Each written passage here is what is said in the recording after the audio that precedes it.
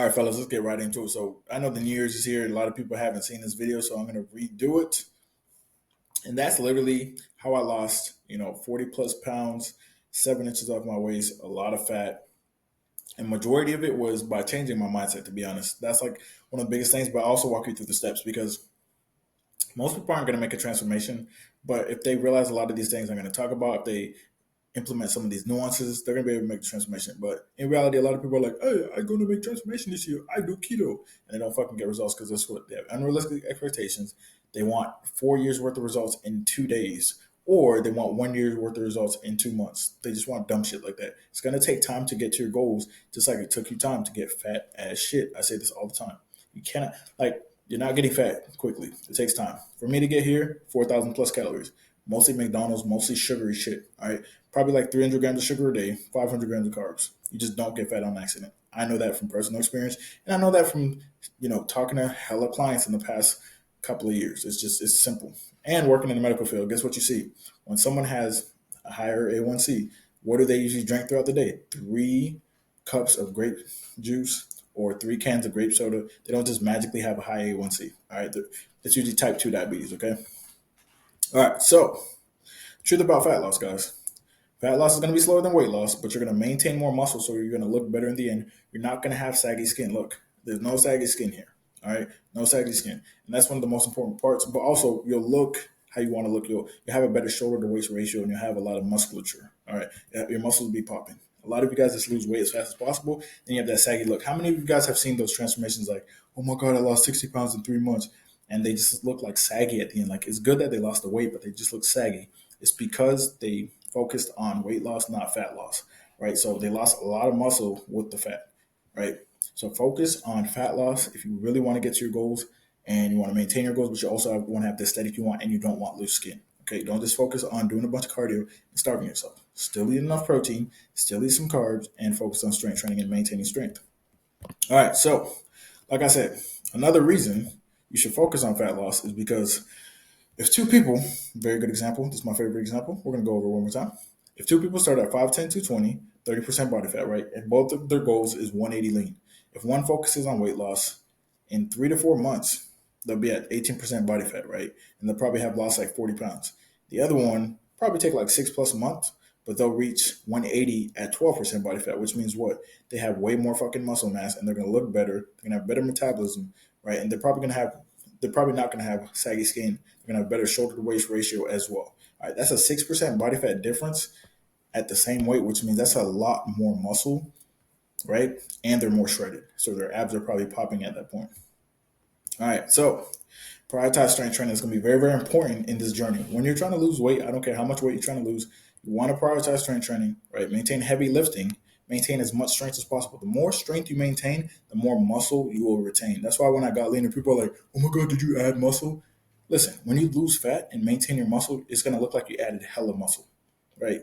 That's what it's going to look like. Because most people, when they lose weight, when the weight goes down, their muscle goes way down. Because guess what? They switch up their rep ranges and they do high reps. Keep your reps the same as you did when you were bulking. All right, you shouldn't be doing high reps when you're cutting. That shit doesn't make any sense.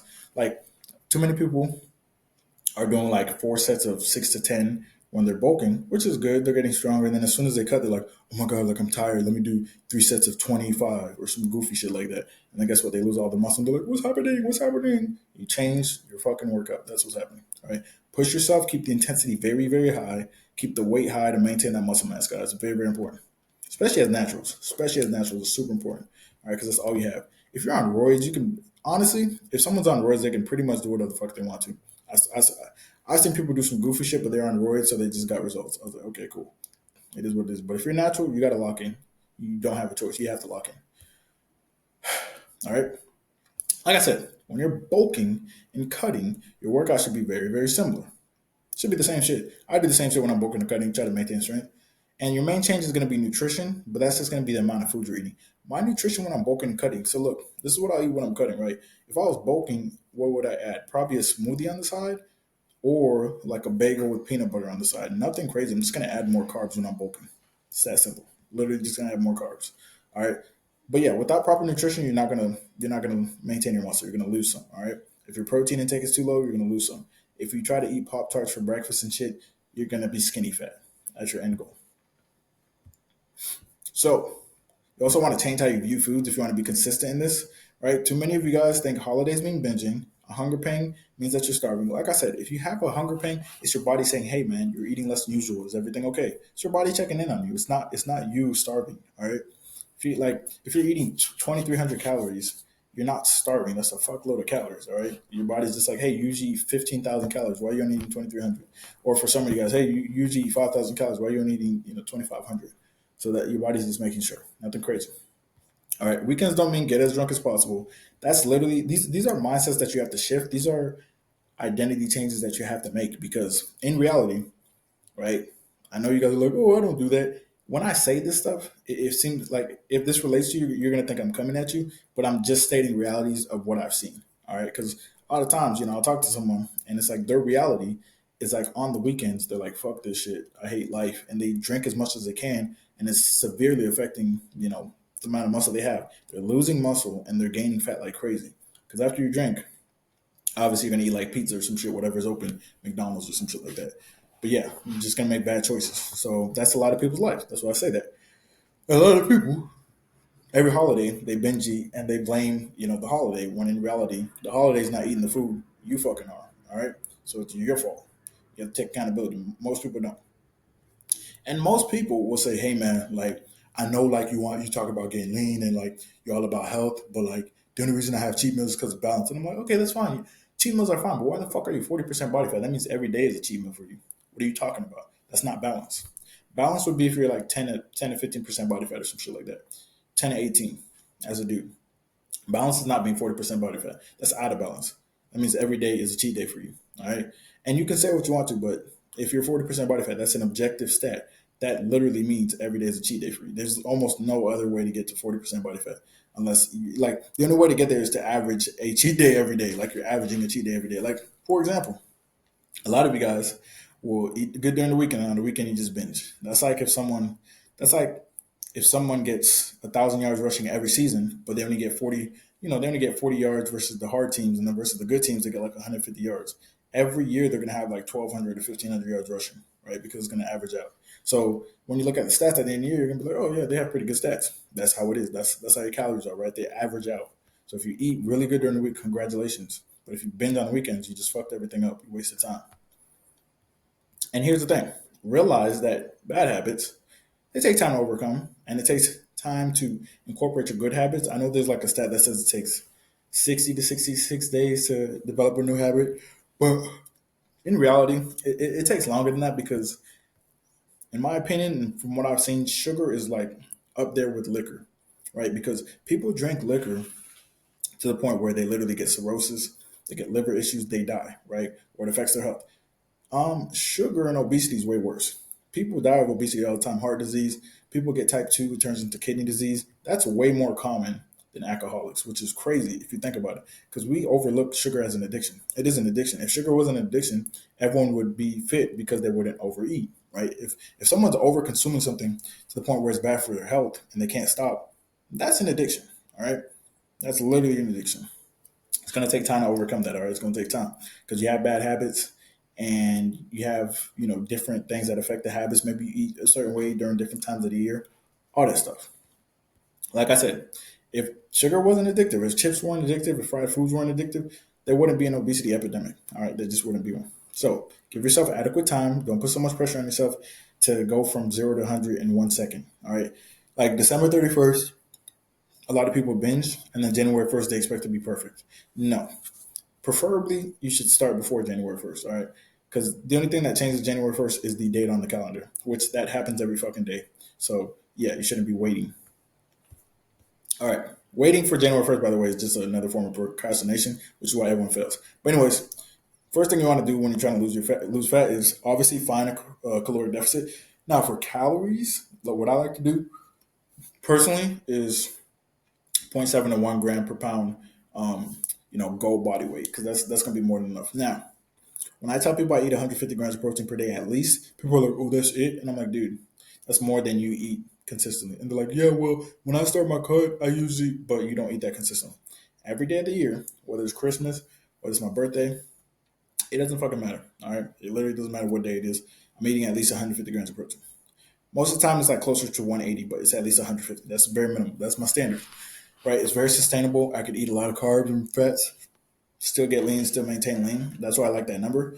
And in reality, if you're eating 150 grams of protein 365 days a year, that's more than most people. Because, like I said, most people, when they start a quote unquote diet, they'll eat 250 grams of protein per day for like 14 days and then they quit and they're back to 50 grams of protein. So it's all about what you do consistently. That shit adds up over time. But yeah, you put zero point 0.7 to 1 gram per pound body weight protein. Then you just fill the rest in with carbs and fats, nothing crazy. And it sounds very simple, but if you repeat it over time, you're really going to get good results. It's not about like complexity and the fanciest shit. It's what you could repeat over and over. So it's that simple. Step two, obviously, food you could incorporate. All right. Stay on the perimeter of the grocery store.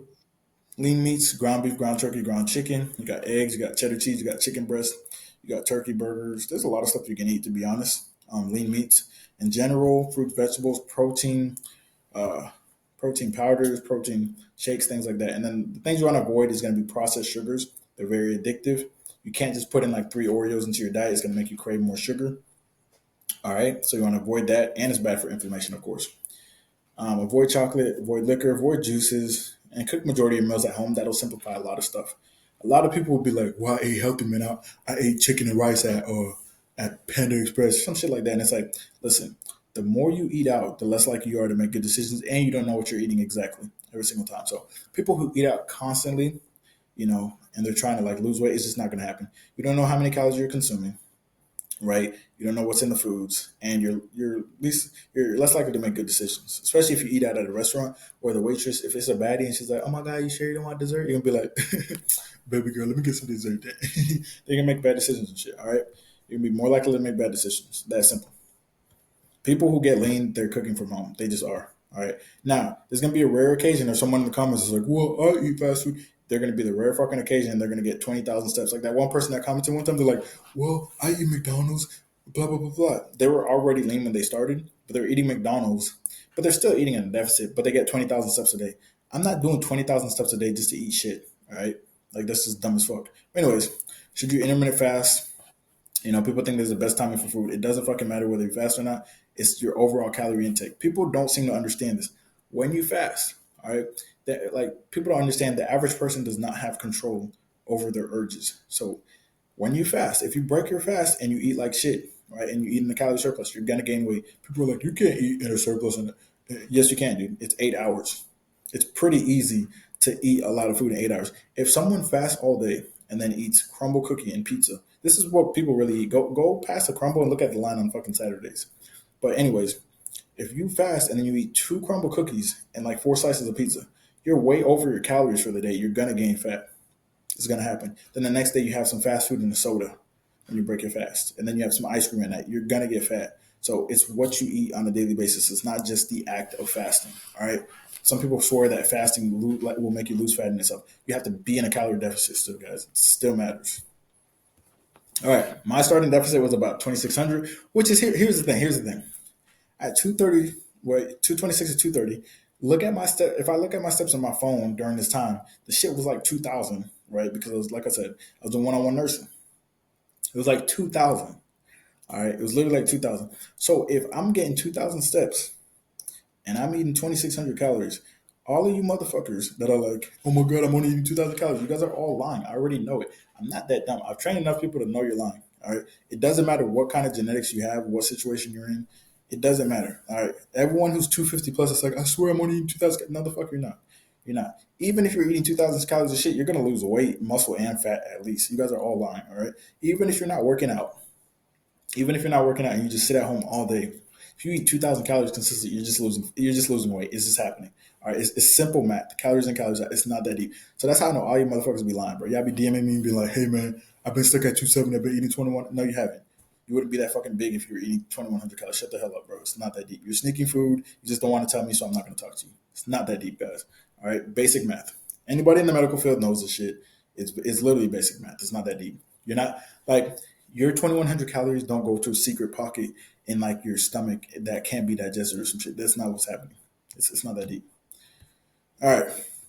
Environment's going to be pretty important because if you have people spitting negativity into your head 24/7, it's going to be hard for you to reach your goals. or harder for you to reach your goals, which is why I always say God created noise canceling headphones, all right? Because you can block out the noise literally. Like if you got people around you saying negative shit and they're trying to mess up your grind, put some noise canceling headphones on, listen to some motivational shit, listen to Chris Jones every day, Jeff Loebs every day, Martell every day. Like listen to positive people who are on the journey, because when you listen and surround yourself with people who are on the journey, everything's normal. Like here's most people's issues. When I talk to people or when I talk on TikTok and people are like, you can't get results that fast, or you can't change your body, or you can't lose fat like that. That mentality that they have is based on just who they're around and what they've seen. They've only seen fat people around them. They've only seen out of shape people, and everybody around them is unsuccessful regarding fitness. When everyone around you is successful regarding fitness, then it's hard to imagine, failure regarding fitness. That's why Jay Z doesn't want to go to the hood, because everyone has fucking bad mentalities in the hood, right? And they're expecting handouts, which is not how you make it in any aspect of life. You just can't, because you got to do the work yourself. It just is what it is. So when you right?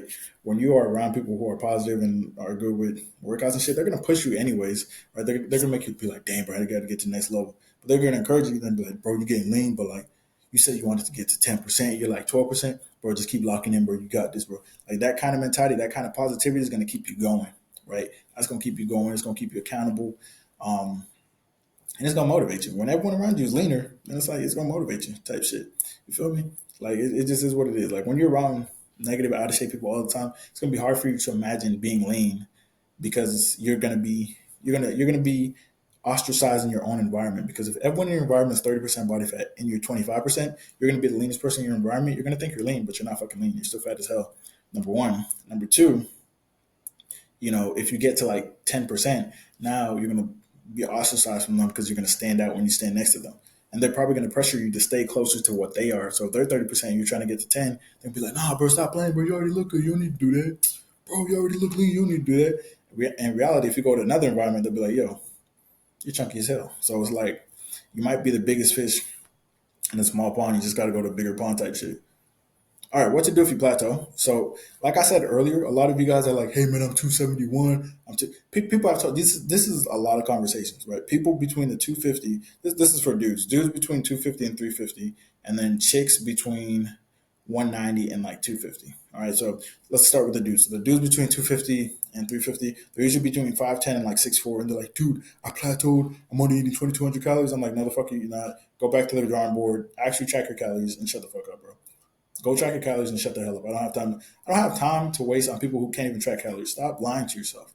You have an accountability issue. All right. It's literally you not tracking your calories correctly. Because when you track your calories correctly and you know you're above 250 and you're only eating 2,200 calories above 250, you're going to realize like, oh, this is starvation. You're not tracking oil, butter, the extra handful of cashews, and you got the wrong brand of tortilla wraps, so it's triple the calories, and you got 85-15 lean, lean beef, but you put that you got 93.7.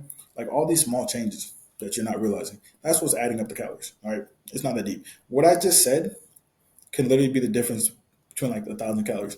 If you get 85-15 instead of 93.7, that's 200 extra calories per 8 ounces, right?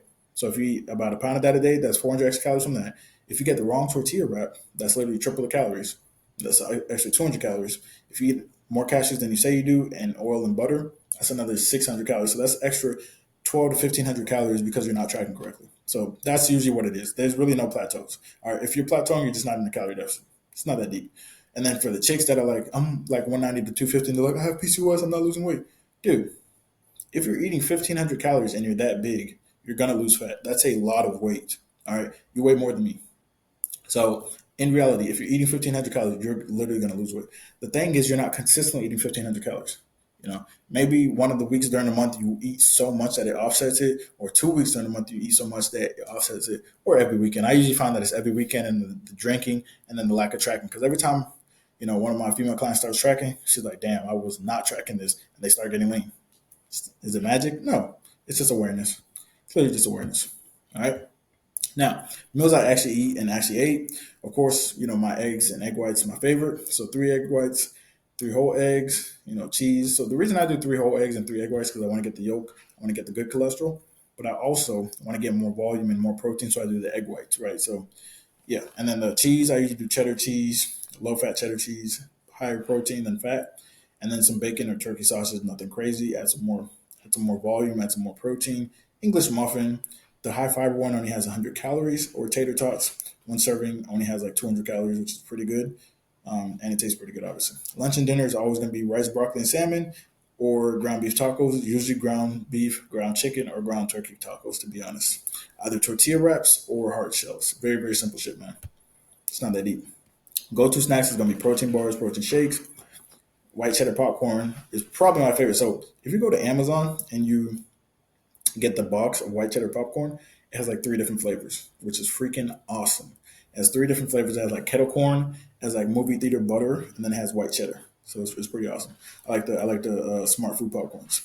Or I'll do Triscuits and like cheese because Triscuits have a lot of fiber in them, but you have to portion those out, of course. Greek yogurt is one of my favorites. Fruit like berries, apples, bananas, and then nuts, pause, almonds, things like that, man. Very simple, very simple. All of this is very filling. And as far as curving your sweet tooth, protein shakes and protein bars are really, really good for that. Speaking of that, this strawberry protein shake from Lean Body right here, which is what I'm gonna get for my birthday. So shout out to me. Is absolutely delicious. All right, this shit is absolutely delicious. It'll curve your sweet tooth. If you have a sweet tooth and you drink this shit, your sweet tooth is gone. Now, another thing with your sweet tooth, you got to give it time to go away because the more processed food you eat, the more processed food you crave. So if you've been eating processed sugar for like the past 10 years straight, then it's gonna take time to come off of that. But once you start eating more fruits, vegetables, healthier foods, and you stop eating the bullshit, you'll feel better. It'll start to go away. And once you start drinking things like this, you freeze this motherfucker, it tastes like a milkshake. All right. And like I said, you need a little bit of willpower as well. Like, as far as your sweet tooth going away, you're not literally just going to have no hunger pains and no cravings. Your cravings will go from like 10 out of 10 to like 5 out of 10 to like 3 out of 10.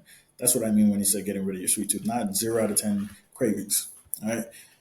Now, if you still have sweet tooth cravings, get you some sherbet, make you a yogurt parfait, eat you some dark chocolate, get some Yasso bars, get some Atkins peanut butter cups, get some Halo Top ice cream, and put a heated fiber one brownie on top, or get those what is it? What's the brand? Carb Smart ice creams, right? Because those are very very low in calories, and you're probably going to accidentally binge and eat the whole box, and it's still going to be super low in calories. All right, very important.